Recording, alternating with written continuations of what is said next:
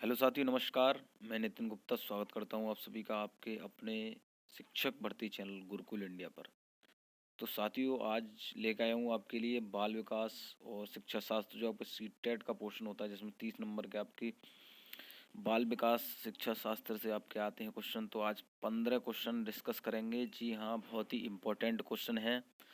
बिल्कुल selected question है आपके एग्जाम को लेकर। बिल्कुल आपकी 31 जनवरी जो निर्धारित डेट है, जिसमें आपका सीटेट 2021 एग्ज़ाम होने वाला है, उसको लेकर एक एक क्वेश्चन मैंने पूरे प्रीवियस ईयर जो क्वेश्चन है उनको सिलेक्ट किया है, और जो आपके आने की संभावना है उनको सिलेक्ट किया है। तो बिल्कुल इस हिसाब से तैयारी करेंगे कि एग्ज़ाम में एक भी प्रश्न आपको गलत नहीं करना है। ठीक है, मैं हर बार वही कहता हूँ, पढ़ो वही जो एग्ज़ाम में है। ठीक है, फालतू का आपका इतना टाइम नहीं है कि आप इधर उधर की चीज़ें पढ़ें। ठीक है, तो वही पढ़ेंगे जो आपका एग्ज़ाम में आने वाला है।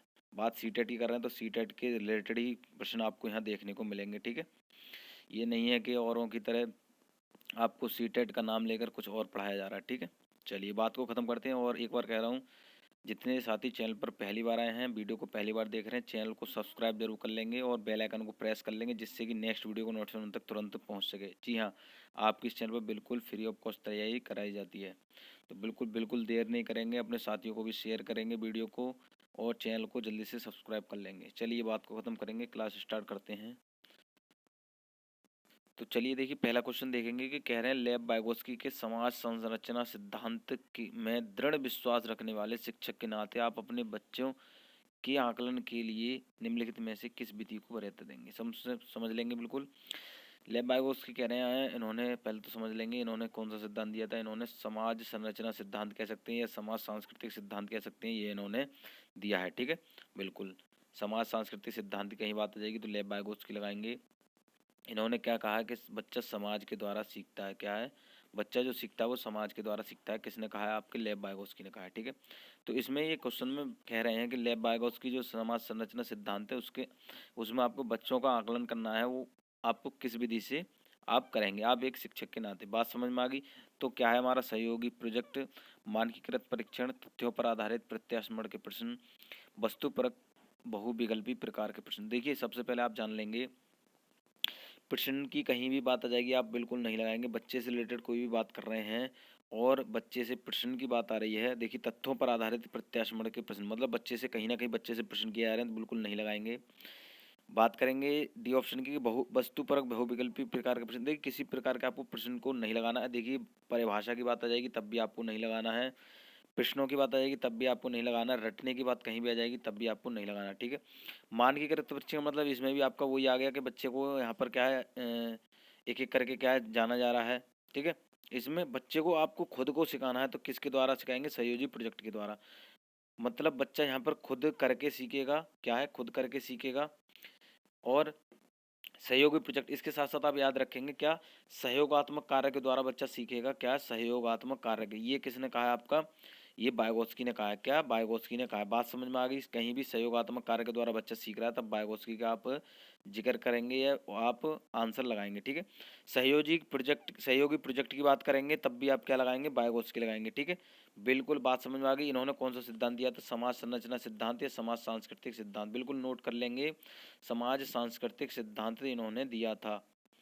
जी हाँ, बिल्कुल बात समझ में आ गई। समाज की कहीं भी बात आ जाएगी, समाज के द्वारा जहाँ पर बच्चा सीख रहा है तब आप वाइगोत्स्की लगा देंगे। बात समझ में आ गई। चलिए क्वेश्चन अगला देखेंगे। एक एक सेलेक्टेड क्वेश्चन है। बिल्कुल जिन साथियों ने अभी वीडियो को शेयर नहीं किया है, एक बार वीडियो को शेयर करेंगे अपने साथियों के साथ।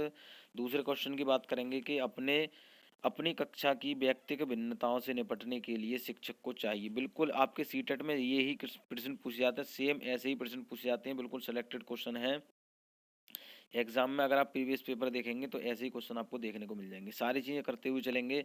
ऑप्शन ए की बात करेंगे कि शिक्षण और आकलन के समान और मानक तरीके हों। बी की बात करें, बच्चों को उनके अंकों के आधार पर अलग कर उनको नामांकित कर। देखिए, यहाँ तो आप पहले ही आप इसको गलत कर दें।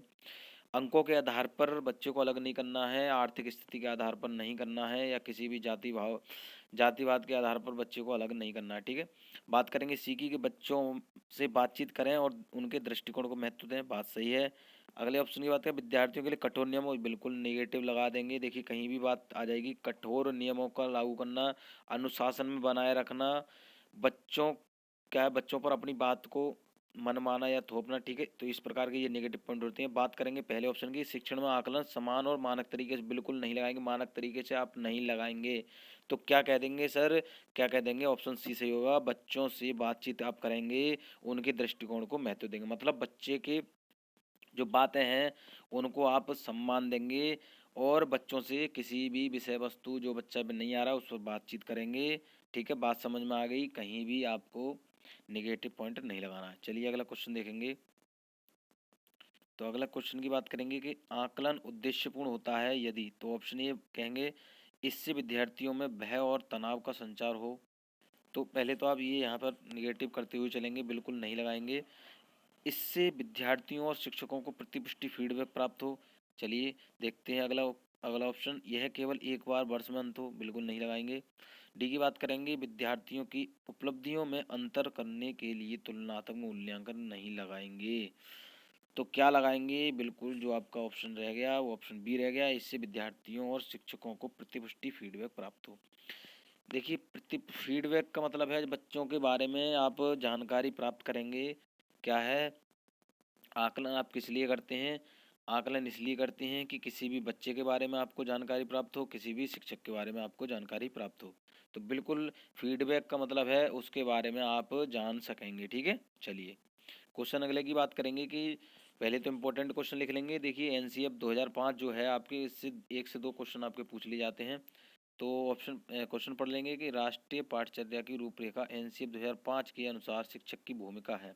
बिल्कुल बहुत ही सिलेक्टेड, जी हाँ, ये क्वेश्चन आपका बार बार पूछ लिया जाता है, वेरी वेरी इंपॉर्टेंट क्वेश्चन लिखेंगे कि आपका एनसीएफ के द्वारा आप एक शिक्षक हैं, आपकी भूमिका क्या है। तो क्या है, सत्तावादी है, अधिनायकीय है, अनुमति परक है, या सुविधादाता। तो बिल्कुल क्या लगाएंगे, सुविधादाता, मतलब जहाँ पर एक शिक्षक बच्चे की ज़रूरतों को या उन्हें क्या पढ़ाना है, क्या चीज़ उन्हें ज़रूरत पड़ेगी, ठीक है, क्या चीज़ उन्हें सिखानी है, उसके अनुसार आप जब कार्य करेंगे तो आप एक क्या है, शिक्षक, एक अच्छे सफल शिक्षक आप कहलाएंगे, ठीक है। सत्तावादी नहीं लगाएंगे। देखिए अनुमति मतलब जो बच्चा जो शिक्षक जो है अनुमति के द्वारा क्या बच्चे से कार्य करा रहा है, ठीक है। और अधिनायकी मतलब ये भी है, देखिए उसमें जो अपने मनमानी कर रहा है, ठीक है। सत्तावादी किसी भी कह सकते हैं अमीर घराने या गरीब, उससे कोई आप नहीं लगाएंगे। तो एक शिक्षक के नाते आप क्या, एक सुविधादाता के रूप में आप कार्य करेंगे, बच्चे की ज़रूरतों को समझेंगे, बच्चे को क्या चाहिए, बच्चे को किसी सब्जेक्ट में या किसी भी वस्तु में कठिनाई हो रही है उसको आप क्या करेंगे, हल कराएंगे। तो ये आपके एनसीएफ के द्वारा आप कहा गया है, ठीक है, कि आप शिक्षक के रूप में आप क्या करेंगे, ठीक है। चलिए क्वेश्चन अगला देखेंगे। अनुसंधान सुझाते हैं कि एक विविध कक्षा में अपने विद्यार्थियों से शिक्षिका की अपेक्षा विद्यार्थियों के अधिक, हम तो बताएंगे, पर महत्वपूर्ण प्रभाव छोड़ती है, का एकमात्र निर्धारक होती है, के साथ संबंधित नहीं मानी जानी चाहिए, पर कोई प्रभाव नहीं छोड़ती। पहले देखिए क्वेश्चन समझेंगे। अनुसंधान जो हमारे हैं वो क्या सुझाते हैं कि विविध कक्षा में अपने विद्यार्थियों से शिक्षिका की अपेक्षा विद्यार्थियों के अधिगम, तो क्या बताएंगे, पर महत्वपूर्ण प्रभाव छोड़ती है। क्या लगाएंगे, महत्वपूर्ण प्रभाव छोड़ती है। अब देखिए यह कह रहे एकमात्र निर्धारक होती है, जरूरी नहीं है। देखिए विषय वस्तु भी होती है, शिक्षक भी होता है, या कोई भी गार्जियन होता है आपका, अभिभावक होते हैं, तो वो भी आप सिखा सकते हैं। संबंधित नहीं मानी जा सकती, देखिए के साथ एक शिक्षिका जो है विद्यार्थियों से संबंधित नहीं मानी जा सकती, मतलब जो एक विद्यार्थी की जो अपेक्षाएं हैं वो एक शिक्षिका समझेगी। तो इसमें कह रहे हैं संबंधित नहीं मानी जा सकती, आप निगेटिव लगा दें, कोई प्रभाव नहीं छोड़ती, जरूर देखिए कोई भी बच्चे की जो ज़रूरतें हैं वो अगर शिक्षक उस चीज़ को हल करेगा या उस चीज़ को समझा देगा तो बच्चे पे प्रभाव पड़ेगा, बिल्कुल पड़ेगा।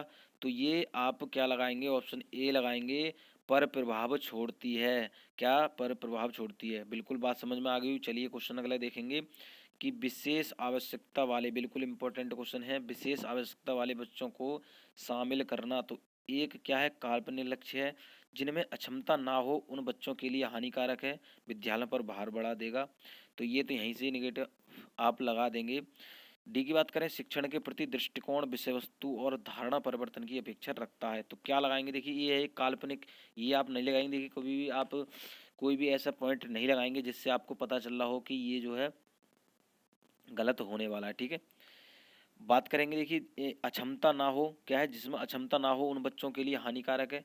देखिए ये जो आपके मैं बता दूं, विशेष आवश्यकता वाले बच्चे जिनमें मतलब कोई ना कोई ऐसी कमी पाई जाती है, तो सामान्य बच्चों के साथ आपको क्या करनी है, एक शिक्षा बच्चों को क्या देनी है।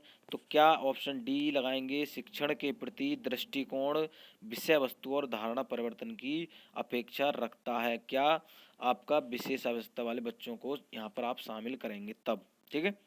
मतलब उनको थोड़ा क्या करेंगे, सामान्य बच्चों के साथ क्या शिक्षा देंगे और उनकी ज़रूरतों को आप ध्यान में रखेंगे, ठीक है। चलिए, तो बिल्कुल बात समझ में आ गई होगी। चलिए क्वेश्चन अगला देखेंगे कि क्या है, कि विविध प्रकार की सामाजिक, आर्थिक और सांस्कृतिक पृष्ठभूमि के बच्चों से युक्त कक्षा सभी विद्यार्थियों के अधिगम अनुभवों को बढ़ाती है। यह कथन है, बिल्कुल समझ लेंगे। तो इसमें बताना है क्या है, सही है या गलत है। तो ऑप्शन ए हमारा कि गलत, क्योंकि यह बच्चों के लिए दुविधा उत्पन्न कर सकता है और वे स्वयं को अलग अलग महसूस कर सकते हैं। बी की बात करें, सही, क्योंकि बच्चे अपने साथियों से अनेक कौशल सीखते हैं। सही। सी की बात करें, सही, क्योंकि इससे कक्षा अधिक श्रेणीबद्ध दिखाई देती है। डी की बात करें, गलत, क्योंकि यह अनावश्यक स्पर्धा की ओर ले जाता है। तो क्या लगाएंगे, देखिए पहले आप देखिए एक चीज़ समझेंगे, निगेटिव जो होता है आप उसको जान लेंगे, उसके बाद आप सही को तो खुद ब खुद आप पहचान लेंगे। देखिए डी की बात करेंगे, गलत है, क्योंकि ये अनावश्यक स्पर्धा की ओर जोर देता है। तो नहीं लगाएंगे, बिल्कुल ये आपका गलत होता है। आप सही की बात करें, सही, क्योंकि इसमें कक्षा श्रेणीबद्ध दिखाई देती है। आप इसलिए थोड़ी क्या आप क्या है सांस्कृतिक पृष्ठभूमि है जो भी है, आपको बच्चों को आप शामिल करते हैं तो क्या श्रेणीबद्ध के लिए करते हैं, नहीं। आप किस लिए करते हैं कि बच्चे जो है अपने साथियों से अनेक कौशल सीख सकें, ठीक है। जो बच्चा जैसे कह सकते हैं आप, दूसरा कोई भी बच्चा है वो कोई अलग कौशल में क्या निपुण है, कोई दूसरा बच्चा है वो अलग कौशल में निपुण है। तो एक दूसरे से क्या है, बच्चा जब भागीदारी करता है मतलब एक दूसरे से क्या है वह सीखता है, ठीक है। किसके माध्यम से, समाज। देखिए यहाँ पर पूरा क्वेश्चन दिखा दूं, समाज और आर्थिक जो सांस्कृतिक पृष्ठभूमि के जो आपके बच्चे हैं वो एक दूसरे से क्या है, सहयोग के द्वारा क्या है उनके कौशलों में वृद्धि होती है, वह सीखते हैं एक दूसरे से। देखिए एक ही बात कर लेते हैं, चलिए, क्योंकि नेगेटिव भी आपको जानना चाहिए कि बच्चों में यहाँ कह रहे हैं दुविधा उत्पन्न कर। देखिए यहाँ पर बिल्कुल नेगेटिव आपको देख रहा है, कहीं भी दुविधा की बात आ जाएगी। बच्चे को अनुसार मैंने बता रखा, अनुशासन बनाए रखने की बात आ जाएगी, बच्चों पे कठोर दंड की बात आ जाएगी। तो इस प्रकार के जो पॉइंट होते हैं वो आपके निगेटिव होते हैं। बात समझ में आ गई। तो बिल्कुल आप कभी भी अगर समाज सांस्कृतिक में इससे रिलेटेड नहीं, अगर अलग भी देखिए क्वेश्चन आपको देखने को मिल जाएगा, बच्चे को समाज सांस्कृतिक कार्यक्रम कराए जाते हैं, वो किस लिए कराए जाते हैं, तो बच्चा क्या है सामाजिक जो कह सकते हैं व्यवहारिक जो उसके हैं साथी हैं उनके द्वारा क्या सीख सकेगा, ठीक है। समाज में जो चल रही हैं क्रियाएं उनको सीख सकेगा, या अपने किसी भी साथी के जो कौशल हैं उससे वह सीख सकेगा। तो कहीं भी लगाएंगे, बच्चे अपने साथियों से अनेक कौशल सीखते हैं, बिल्कुल।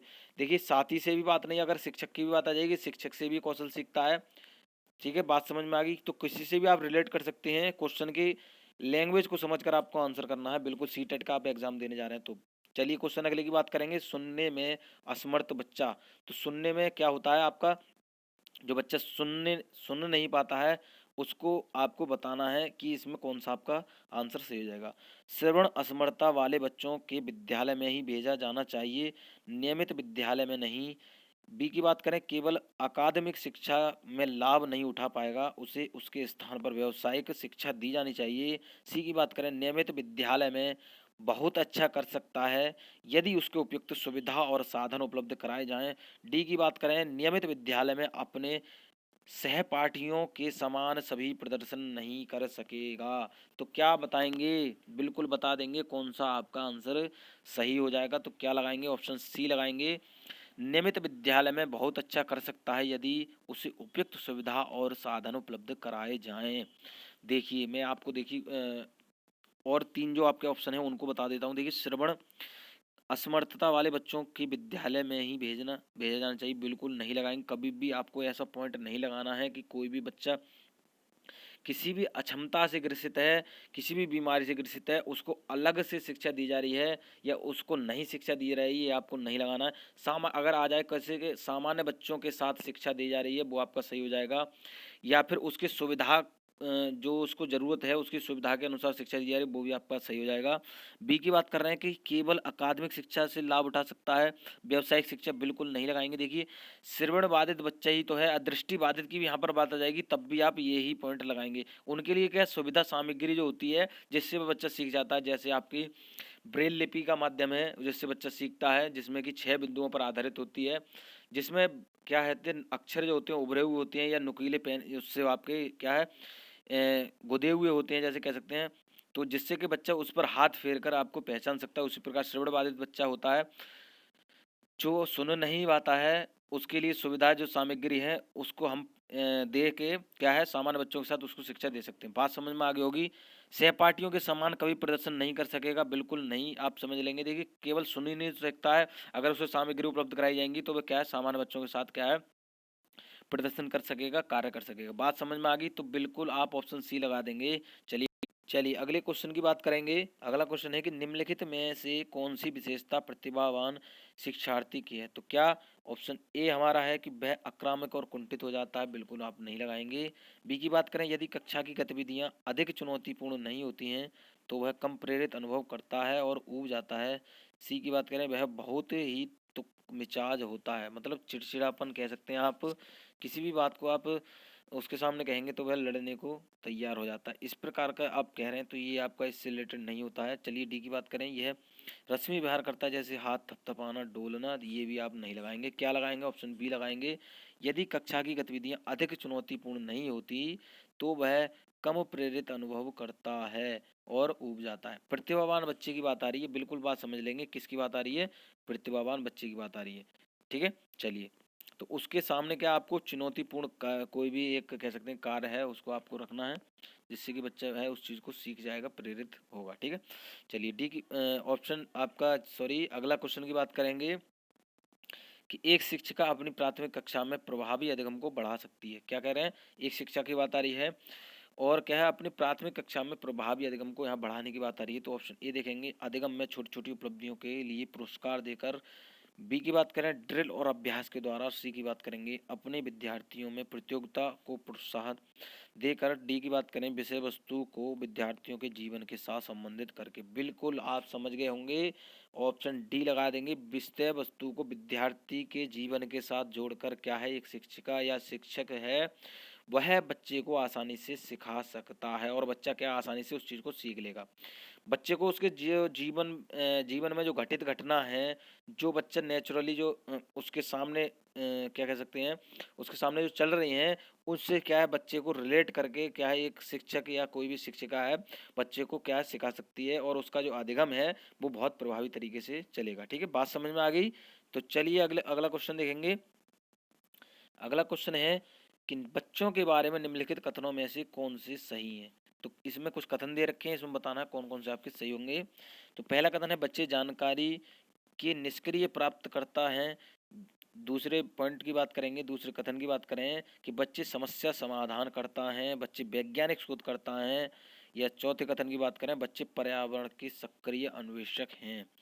तो क्या बताएंगे, बिल्कुल ऑप्शन आप क्या लगा देंगे, ऑप्शन आप लगाएंगे बी लगाएंगे। अब देखिए बी क्यों लगाएंगे कि इसमें आप देखिए समस्या समाधानकर्ता की बात आ रही है, बच्चे समस्या समाधानकर्ता की यहाँ पर बात आ रही है कि बच्चे कोई भी आप कार्य देंगे तो क्या उससे आप बच्चे को संबंधित कोई भी कार्य देंगे जिससे जिससे वो व्यावहारिक उसके जीवन में जो अभी मैंने बात करी थी पिछले क्वेश्चन में कि कोई भी घटना है उसके जीवन से रिलेटेड करके उसको सिखाएंगे तो बच्चे उससे क्या है समस्या की जो समस्या है उसके सामने उसको समाधान करने की क्या कोशिश करेगा। बच्चे वैज्ञानिक शोध करता है, ये देखिए क्योंकि बच्चा क्या है कोई भी कार्य करेगा तो नई नई चीज़ें वहाँ क्या है सीखता है, वो क्या नई नई चीज़ें करता है, तो क्या बच्चे वैज्ञानिक शोध करता है। चौथे की बात करेंगे बच्चे पर्यावरण में सक्रिय अन्वेषक हैं। देखिए पर्यावरण से कह सकते हैं आप, देखिए कोई भी वातावरण में कोई भी घटित घटना होती है जैसे आपको बारिश हो रही है तो बारिश के बारे में आप बच्चे को सिखाएंगे, क्या है बारिश के बारे में आप बच्चे को सिखाएंगे कि देखिए बच्चों आपका ये कथन मतलब ये चीज़ें होती हैं बारिश में, तो बच्चा क्या है उस चीज़ को समझ लेगा। ठीक है क्या है बच्चा उस चीज़ के बारे में समझ लेगा। तो बच्चा क्या है समस्या समाधान प्राप्त करता है, बात समझ में आ गई। और उसके बाद में बच्चे वैज्ञानिक शोध करता है, बिल्कुल बात समझे, और पर्यावरण में सक्रिय अन्वेषक, ये तीनों आप बिल्कुल याद रखेंगे। अगर 300 देखिए तीनों में अगर कोई भी अलग से दे रखेगा, जैसे यहाँ पर कथन के द्वारा दे रखा है, अगर आप नहीं दे रखेगा तब आपको क्या लगाना है, इनमें से तीनों में से आपको लगा देना है। ठीक है, चलिए यहाँ पर देखिए मैं पहले कथन की भी बात कर लूँ कि बच्चे जानकारी के निष्क्रिय प्राप्त करता है। ठीक है, क्या है, बच्चे जानकारी के निष्क्रिय प्राप्त करता है। ठीक है, तो ये रिलेटेड कर रहा है, लेकिन यहाँ पर कह रहे हैं कि बच्चों के बारे में निम्नलिखित कथनों में से कौन से सही हैं। ठीक है, तो ये समझ में आपकी बात आ गई होगी। चलिए क्वेश्चन अगला देखेंगे। तो क्वेश्चन अगला है कि विद्यार्थियों में संप्रत्यात्मक विकास को प्रोत्साहन देने के लिए निम्नलिखित में से कौन सी विधि सबसे प्रभावी है।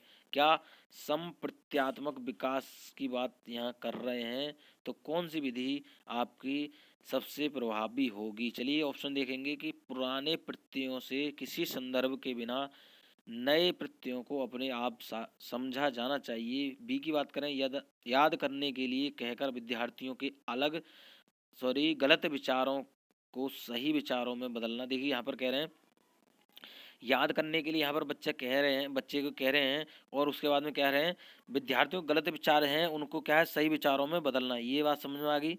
चलिए सी की बात करेंगे, विद्यार्थियों को बहुत से उदाहरण देना और उन्हें तर्क शक्ति का उपयोग करने के लिए प्रोत्साहित करना।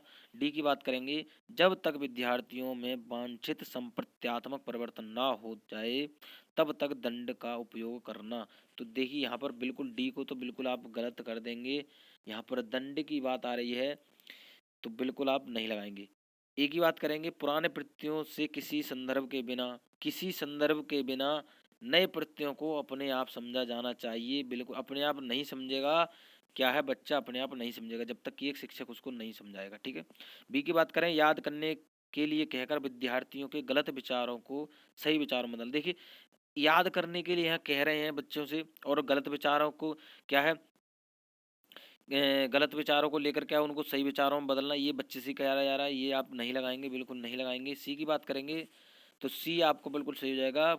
क्या है कि विद्यार्थियों को बहुत से उदाहरण देना, बिल्कुल बच्चे को क्या सिखाएंगे आप, उदाहरण के द्वारा सिखाएंगे। ठीक है, क्या है बच्चे को उदाहरण के द्वारा आप सिखाएंगे जिससे बच्चा क्या आसानी से उस चीज़ को समझ लेगा। इन्हें तर्क शक्ति का उपयोग करने के लिए प्रोत्साहित करना। देखिए यहाँ प्रोत्साहित करने की आप समझ लेंगे, ये देखिए पॉजिटिव पॉइंट है आपका कि प्रोत्साहित करने की बात आ जाएगी कहीं भी बच्चे को, आपका सही हो जाएगा। अवसर देने की बात आ जाएगी, बिल्कुल आपका सही हो जाएगा। खोजने की बात आ जाएगी, बच्चे को खोज मतलब बच्चे जो खोज कर सीख रहा है तब भी आपका पॉइंट सही हो जाएगा। बात समझ में आ गई। चलिए क्वेश्चन अगला देखेंगे कि प्राथमिक विद्यालय के बच्चे उस वातावरण में सबसे प्रभावी ढंग से सीखेंगे। तो क्या सीखेंगे, ऑप्शन ए देखेंगे, जहां उनकी संवेगात्मक आवश्यकताओं की पूर्ति होती है और वे अनुभव करते हैं कि वे महत्वपूर्ण हैं। बी की बात करें, जहां शिक्षक एकाधिकारवादी है और स्पष्ट आदेश देता है कि क्या किया जाना चाहिए। सी की बात करेंगे, जहां मूल रूप से पढ़ने लिखने और गणित की संज्ञानात्मक कुशलताओं पर ध्यान ध्यान का केंद्र होता है और बल दिया जाता है। डी की बात करें, जहां शिक्षक सारे अधिगमों में आगे होता है और विद्यार्थियों से निष्क्रिय रहने की अपेक्षा करता है। देखिए ये आप बिल्कुल नहीं लगाएं। देखिए यहाँ पर कह रहे हैं जहां शिक्षक सारे अधिगमों में आगे होता है और विद्यार्थियों से निष्क्रिय रहने की अपेक्षा करता है, ये आप नहीं लगाएंगे, बिल्कुल एक शिक्षक के नाते आप नहीं लगाएंगे।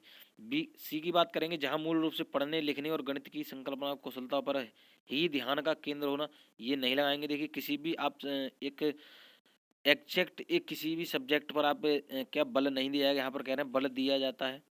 क्या कह रहे हैं, बल दिया जाता है, नहीं लगाएंगे। ध्यान केंद्रित करने की बात आ रही है। एक शिक्षक जो है सभी बच्चों को समान शिक्षा देगा और क्या है जो उसकी ज़रूरत के अनुसार है वो है उसको पढ़ाएगा, ये ना कि बच्चे से खुद कहेगा कि तुम यह सब्जेक्ट पढ़ो और उस पर क्या है ज़्यादा बल दिया था। ठीक है, बात समझ में आ गई।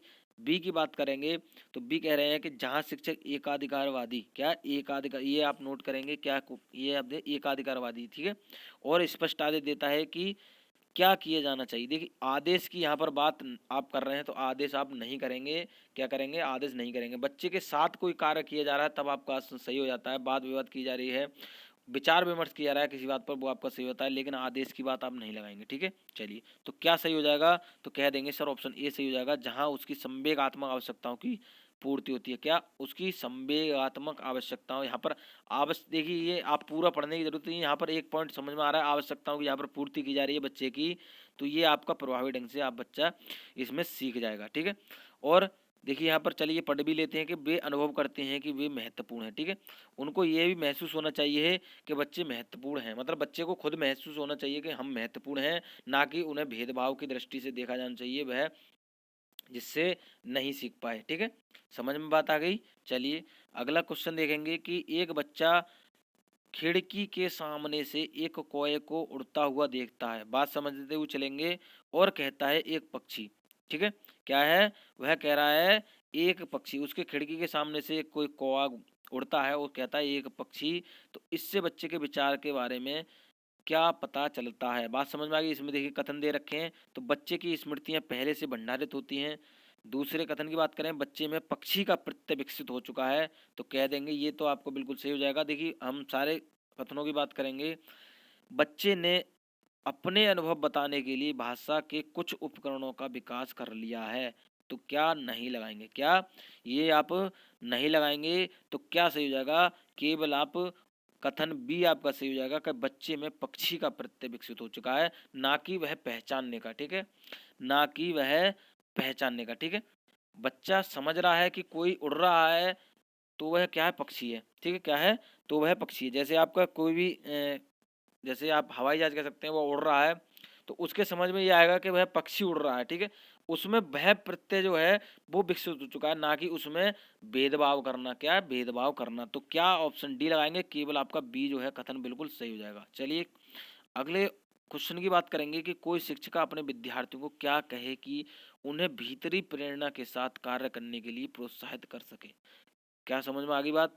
कह रहे हैं एक शिक्षिका है, वो अपने विद्यार्थियों के क्या कहे कि उनके जो भीतर की जो प्रेरणा है वह कार्य करने के लिए उन्हें प्रोत्साहित कर सके। चलिए ऑप्शन ए देख लेंगे कि चलो इसे उसके करने से पहले समाप्त कर लो। बी की बात करें, तुम उसके जैसे क्यों नहीं हो सकते, सॉरी क्यों नहीं हो सकते, देखो अपने इसे एकदम ठीक कर दिया। ठीक है, क्या है? उसे देखो, इसे एकदम उसने ठीक कर दिया। बात समझ में आ गई। सी की बात करें, काम जल्दी पूरा करो तो तुम्हें एक टॉफी मिलेगी। डी की बात करेंगे, इसे करने की कोशिश करो तुम सीख जाओगे। ये आपका बिल्कुल सही हो जाएगा। क्या है? तुम इसे करने की कोशिश करो, ये आप एक शिक्षक या शिक्षिका के नाते आप कहेंगे। प्रोत्साहित करने की बात यहाँ आ रही है, तुम यह कोशिश करो, तुम सीख सकोगे। ठीक है, क्या है? तुम सीख सकोगे। देखिए चलिए ऑप्शन ए की बात करेंगे, चलो इसे उसके करने से पहले समाप्त कर लें। ये तो किसी से होड़ करने की बात आ जाएगी, ये आप नहीं लगाएंगे। ठीक है, क्या है? नहीं लगाएंगे। तुम उसके जैसे क्यों नहीं हो सकते, देखो उसे इस एकदम ठीक कर दिया। ये देखिए कंपैरिजन बात, भेदभाव करने की बात यहाँ पर कही जा रही है, तो ये आप नहीं लगाएंगे। सी की बात, काम जल्दी पूरा करो तो तुम एक टॉफी, ये लालच की बात यहाँ पर बच्चे को दी जा रही है, ना कि बच्चे को प्रोत्साहित करने की बात आ रही है कि बच्चा किसी कार्य को वहां पर करेगा और क्या है? वह सीखेगा। ठीक है, क्या है? वह सीखेगा। तो इसे कहने की कोशिश, इसे करने की कोशिश करेगा बच्चा, आप कहेंगे, एक शिक्षक कहेंगे कि आप इसे करो बच्चे, और यह क्या है? आप इस चीज़ को सीख जाओगे। तब क्या है? बच्चे को आप प्रोत्साहित कर रहे हैं। बात समझ में आ गई। ऑप्शन आप डी लगा देंगे। चलिए, तो मैं आशा करता हूँ साथियों, मैंने जितने भी क्वेश्चन आपके बाल विकास शिक्षा शास्त्र जो कि आपके 30 क्वेश्चन आते हैं, 15 क्वेश्चन आपके करा दें। 15 क्वेश्चन हम अगली वीडियो में आपको कराएंगे। ठीक है, तो जितने भी क्वेश्चन कराए हैं बिल्कुल आपके समझ में आ गए होंगे। तो समझ में आ गए, एक बार क्या है, वीडियो को शेयर कर देंगे अपने साथियों के साथ, और जिन्होंने अभी तक वीडियो को लाइक नहीं किया, वीडियो को लाइक कर देंगे। ठीक है, चलिए चैनल पर पहली बार आए, चैनल को सब्सक्राइब जरूर करके जाना, जिससे कि आने वाली नेक्स्ट वीडियो का नोटिफिकेशन आपको तुरंत मिल सके, आप नेक्स्ट वीडियो को तुरंत देख सकें। ठीक है, तो बिल्कुल सी टेट की तैयारी आपकी इस चैनल पर बिल्कुल कराई जा रही है। ठीक है, चलिए, तो वीडियो देखने के लिए धन्यवाद।